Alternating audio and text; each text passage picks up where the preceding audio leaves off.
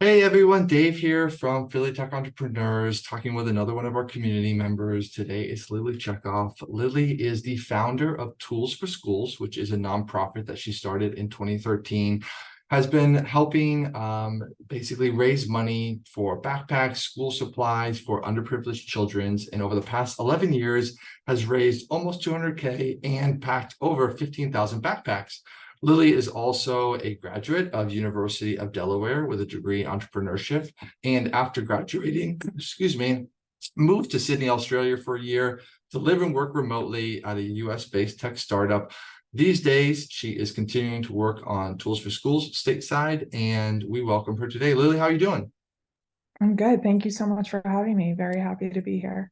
Thanks so much for being here. I know that we've already been acquainted talking about things like digital nomading, and I've been trying to kind of pursue in that direction. But today we're going to be steering the conversation differently to talk about tools for schools. You're a young lady, so it's really impressive to think that you've started kind of your own nonprofit in 2013, when you must have been pretty young. You're already young, so even younger. 11 years, like 10 or 11 years younger, actually. So tell me a little bit about, how where this idea came from and how that evolved into actually becoming the organization is today. Yeah, definitely. So I started Tools for School when I was 12 years old. I was about to have a bat mitzvah, and part of that is doing some sort of social action project. And my bat mitzvah was in September. So I was school supply shopping with my mom. I have three siblings, so I'm one of four. And as you can imagine, getting school supplies for four kids was tremendously expensive. Um, and that was kind of where I started to ask my mom questions about like how other families afford this, which is where the idea for Tools for School was born. So that year I raised about $1,000 and we packed 100 backpacks. Um, and it was initially intended to just be that year. And after delivering those backpacks to local organizations, they were like, where can we find you guys next year? Um, which we were not at all expecting. And that kind of just fueled my fire to work on the organization and continue to allow it to grow. Um, so then later on in 2015 was when I started a team board and started gathering like local high school students to help me work on and grow the organization. Um, and yeah, we have slowly worked our way to where we are today. We around 2015 started doing corporate sponsorships, which has really propelled our growth um, significantly more than just a typical donation. Um, yeah. Awesome. That's so cool. I'm half Jewish, but I was deprived of a bar mitzvah. And now I'm thinking like, man, I could have been running a nonprofit myself if my parents had just sent me to Hebrew school, but it wasn't meant to be. In the early days, so you said, the first time around you kind of raised $1,000. We know at this point it's gone up into kind of the six-figure mark. What is it like kind of raising money, I guess? Not many people, the nonprofit is such kind of a specific experience that not everybody has. I imagine you kind of weren't just like knocking on doors in the neighborhood, kind of saying, what does everybody have available? Like, how does it kind of work? Who do you reach out to? What's the process like? Yeah. So it's funny thinking about where we started to where we are now. When we started the organization, every summer we would walk up and down the beach and we would sell soft pretzels. So we would hand them out to people and be like, you could have a free soft pretzel if you give us a donation of $1 or more. Um, and then as we grew, we realized that that wasn't going to be enough. But in terms of the corporate sponsorships, we definitely use age to our advantage. I think that organizations and business owners want to help young people who are striving to be entrepreneurial. Especially, we do operate under the slogan "Kids Helping Kids," so we are still an organization that's um, largely supported by high school students. So, being that that's like the persona that we have, um, we are more easily to get in with like local community members. Um, Yeah, and we pitch tools for school to them, answer any questions that they have, explain the benefits of what their sponsorship will look like.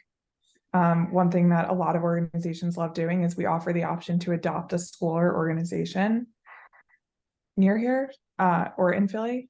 So what that means is that they can donate, let's say, for example, that a school needs 300 backpacks for their 300 students. If they donate the $3,000, they've adopted that school and can we make sure that those 300 backpacks will go to the school of their choice.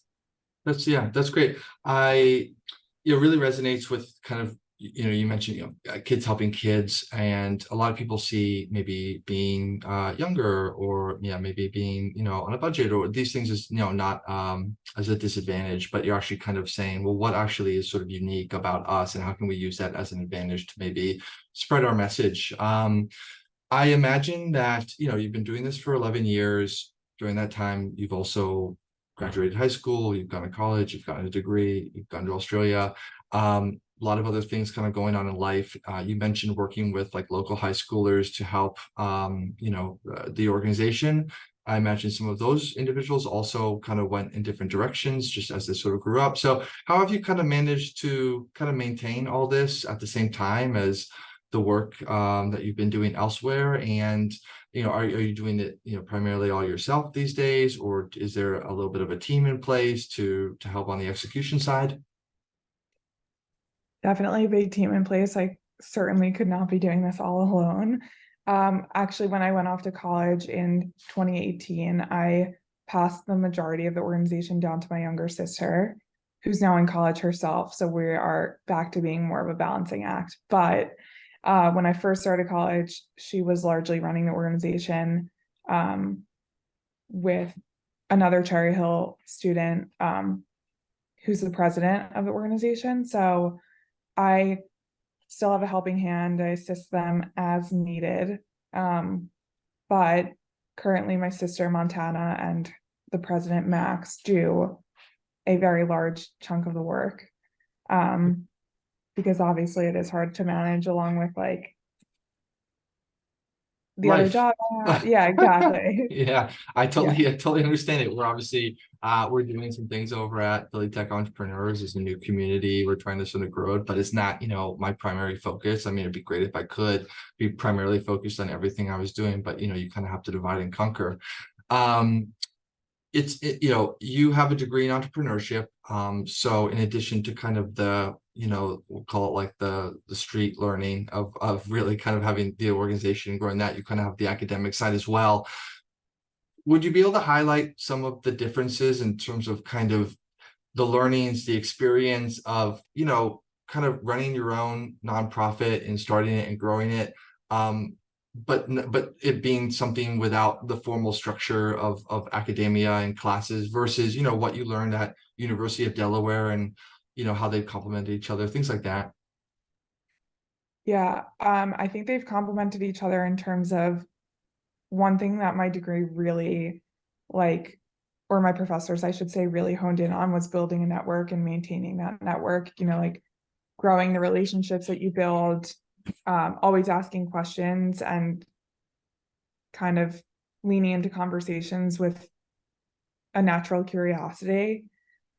And so the networking skills that I learned in college have really helped in terms of building relationships, whether that's with the company that provides us our backpacks or a corporate sponsor or just a general donor. So I would say that's kind of how they complement each other. And then where they differ is just the idea of sitting in a classroom versus like actually being out in the world and learning and failing and trying new things. So in my education, like within the entrepreneurship program, they always promoted learning and trying and failing, but just it was naturally in more of an academic setting. So I guess Tools for School has ultimately given me the opportunity to practice those learnings in real life. Yeah, it's awesome to have the business, the project, to be able to apply the learnings to at the same time.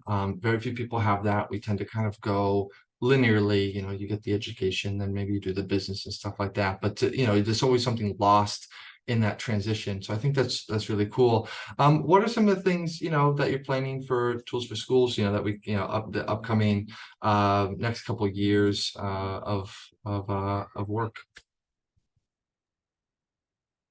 As a nonprofit, I will say the number one goal is always fundraising. So we are always looking to add on new corporate sponsors and then also maintain and grow our relationships with our current sponsors. Our biggest event of the year actually just happened in August, but it's a reoccurring event every August. And we are hoping to definitely create more smaller fundraising events throughout the year, especially this year. So I will definitely keep you updated on that. But for now, our website is toolsforschool.org. So anyone can find us there, and always happy to answer questions. Love chatting to new people, whether it's Tools for School related or not. Yeah. Awesome. Yeah, I definitely hope that we can give you some additional exposure. We also are doing, quite a number of events as well. Who knows, maybe we could work together on something down the line.